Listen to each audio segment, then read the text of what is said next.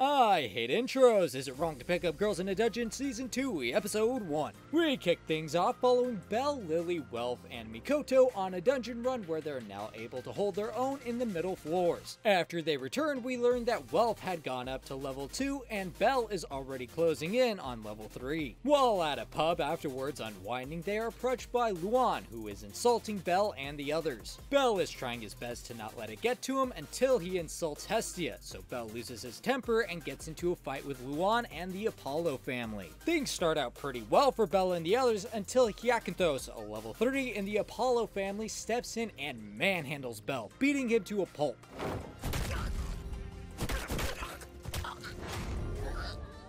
The next day, Belle is approached by Daphne and Cassandra, who are a part of the Apollo family and want to invite him to a banquet that Apollo is having. While at the banquet, Belle and Hestia are approached by the spiteful Apollo, who is upset about the fight in the pub. He challenges Hestia to a war game, and if he wins, Belle will become a part of the Apollo family.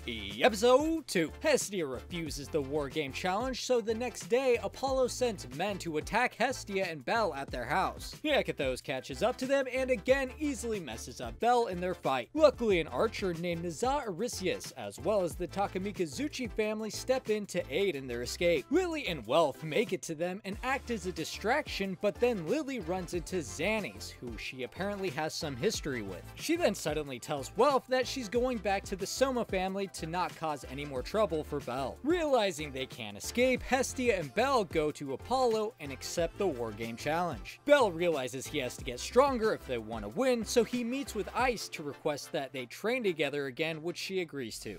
Episode 3. We get a look at Xannies talking with Lily about her rare transformation magic that was supposed to be a secret, and says that she's gonna have to serve under him for the rest of her life. While Belle is off training with Ice, Hestia and Welf work with the Takamikazuchi family to plan an attack to get Lily back. Meanwhile, a meeting is held to decide the rules to the war game. Hermes is asked to draw randomly to decide the rules and get Siege, which is the game where numbers matter the most, putting Hestia at a massive disadvantage. To make things more fair, Apollo agrees that they can have one helper that isn't from a family of Orario. First things first though, they have to get Lily back, so they attack the Soma family where she is being held captive. While they are fighting in the courtyard, she gets to Soma to beg that he stop the fighting. He makes her drink the divine wine, which makes anybody that tastes it completely addicted to it. Even under the strong influence of the wine, she still manages to see what's important to her and requests that he stop the fight. Soma's amazed that she's coherent and still determined after having some of the wine, so he puts a stop to the fight as well as allowing her to leave the family. In the last couple of scenes, we see that Welf and Mikoto ask their respective gods to let them join the Hestia family for the war game as well. Hermes is also able to recruit Ryu as the helper, as she is the only fighter not a part of an Orario family. Episode 4. Now we jump ahead to the start of the war game. In Siege, the Apollo family must defend the commander Hyacinthos for 3 days or defeat the attacker's commander, which in this case is Belle, to win. Ryu launches her attack first using Welf's magic swords. While her and Mikoto are taking care of the bulk of the army, Belle uses his Argonaut power to blast his way to Hyacinthos and ultimately defeats him after he lets his guard down.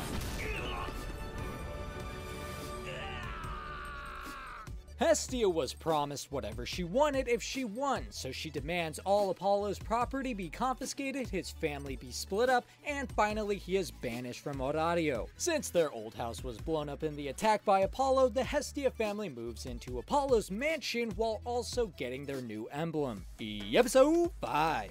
After the war game, Belle had gotten enough experience to promote to level 3, as well as being labeled commander in the Hestia family. The next day, they hold recruiting for the Hestia family, and since the war game, their popularity has skyrocketed, so a ton of people showed up to join. Mikoto exposes Hestia in front of all of the applicants, revealing that Hestia is 200 million vales in debt. Obviously, nobody wants to be in that kind of debt, so all of the applicants bail. The debt is actually to Hephaestus in return for her making Belle's knife.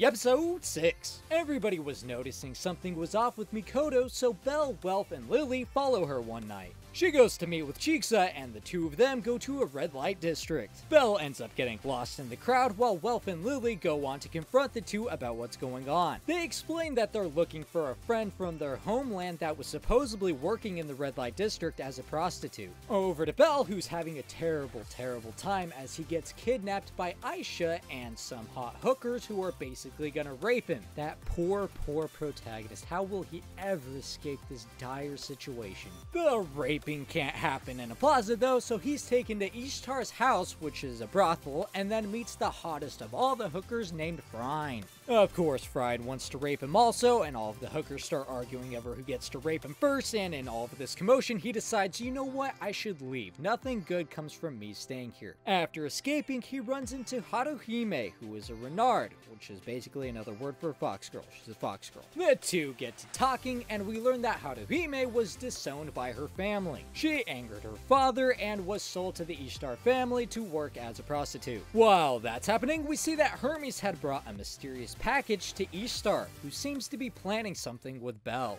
Episode 7. The next day, Belle learns that Haruhime was actually the friend that Mikoto and Chikasa were looking for. Mikoto tells Belle about their childhood and how Haruhime was of noble birth, so she was always kept alone. Mikoto felt bad for her, so her and her friends would sneak her out at night to go and play, just so she could have some sort of social life. She actually came to Orario from the Far East to make money and send back to her shrine. That's when she ended up hearing that she was deceived by a heartless person and sold into slavery. Belle and Mikoto get more information from Hermes and learn that they can buy her if they have the money. However, after learning that Haruhime is a renard, Hermes tells them that he brought Ishtar a killing stone that night, but doesn't explain anything about what it is. Over to Ishtar, who has some feud going on with Freya, and learned that Freya is interested in Belle. After hearing about this, Ishtar orders her followers to go and capture Belle. She also mentions that the full moon and killing stone ritual are coming. After the ritual has been fulfilled, she plans to declare war on Freya, using Belle to provoke her. And in the last scene, Aisha isolates Belle from the others and attacks him in the dungeon. Episode 8. Haruhime gives Aisha some buffs before the fight, and she quickly defeats Belle and Mikoto before kidnapping them. Haruhime gives Mikoto the keys to her cell, allowing her to escape, and also breaks Belle free, fleeing with him through some tunnels.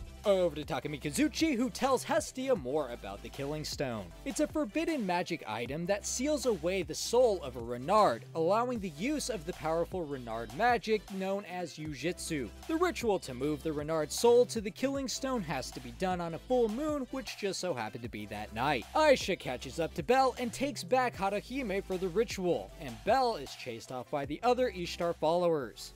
Episode 9. Belle and Mikoto know that they can't just let her die, so they go back to break Haruhime free. He uses his Argonaut skill to fight his way to Ishtar, who explains Haruhime's Yujitsu is level boosting, which would allow her entire family to level up, giving her the advantage against Freya. Belle has a skill that allows him to resist Ishtar's charm, so he uses that to escape and get to the ritual site where Mikoto is. Mikoto gets into a pinch, so she has to use some sort of self-destruct to stop the ritual and knock away the other guards, while also dealing severe damage to herself. This gives Belle the chance to save Haruhime while also destroying the Killing Stone, preventing the ritual altogether. Episode 10. Freya apparently knew about the plans Ishtar was making, so she attacks the Red Light District with her forces. I'd rate all of these brothels being burned down to be right up there with that one church that burned down in France. But what are you gonna do? Belle gets buffed by Haruhime's power to fight against the Toad Rapist. While that's going on, Otad had come across Mikoto, who was still badly injured, and heals her with a potion. Back on over to Belle, who knocks away Frine, and she is later found and taken care of by Otad.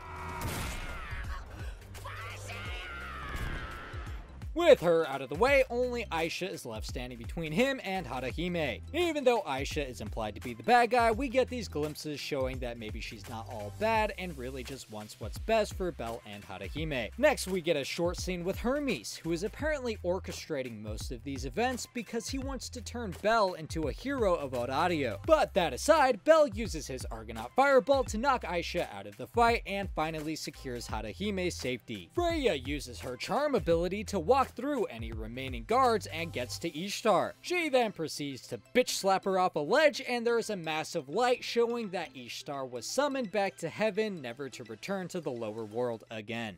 Episode 11. Aisha gives her farewell to Haruhime and the others, saying that she might join the kingdom of RAKIA's army. They are the Ares family, with a massive number of soldiers who are actually in the process of attacking Orario. There's just a tiny problem in the fact that they're really weak, so the Loki family are holding off their entire army by themselves. We also learned that Haruhime never actually slept with anyone while she was a prostitute because she'd get nervous and pass out whenever she saw a male's body, which is all well and good for the anime, but we all know that wouldn't stop any guy. If anything, you could argue that it makes a lot of things much easier. Some people would probably pay extra for the chick that passes out. Naturally, Haruhime becomes one of Hestia's children, joining the family. Later on, Hermes meets with Belle after things settle down and talks about the 3 great quests. It's a story about how the world is waiting for a hero and what the world really wants from Orario. It also involves the defeat of 3 great monsters that escape from the dungeon. 2 of the monsters, Behemoth and Leviathan, were already defeated by the Zeus and HERA families when they were the strongest in Orario. The 2 families were wiped out soon after, leaving just the black dragon that resides in the dungeon. Hermes is hoping that Belle will become the hero to defeat it and complete the 3 great quests. Back over to Ares, who is sick of losing the war against the Loki family, so he goes to kidnap a goddess and hold them ransom. Of course, who'd have thought, Hestia is the goddess that he ends up kidnapping while she's out doing a favor for somebody else. Belle learns about this from Ice, and the 2 of them go to get her back with the help of Asphi. In the last scene, a fight breaks out, and during all of the commotion, Belle and Hestia fall off a ridge into a river, with Ice following soon after. Episode 12. Ice saved them from the river and brought them to a nearby village. We then meet Karm, who is a sickly old man that gives them a place to stay and rest. The next day, while out at the village, Belle comes across massive black scales that came from the black dragon. People built shrines around the scales and give thanks to them because they protect the village from monster attacks. Ice, on the other hand, is extremely bothered by the scales, insinuating that she has some history with the Black Dragon. Later on, Karm talks with Belle about his goddess, who was killed because he couldn't protect her. Jump past some festival fillers, and the old man is on his last legs from his illness. Hestia meets with him, and he asks if when he gets to heaven, will he see his goddess again. This gets Belle thinking about him and Hestia. Apparently, when he dies, Hestia will remember him, but he'll return to the lower world without memory of her, and he doesn't want to fall in love with her only to leave her and break her heart. She takes some time to reassure him that she'll always come and find him no matter what, so they can be together forever. I'm going to be doing the future season. You can find that on the left side whenever I'm finished with it, or you can check out all of the Is It Wrong to Pick Up Girls in a Dungeon recaps on the right side. You can also find the links in the description below, and the only thing I hate more than intros is outros.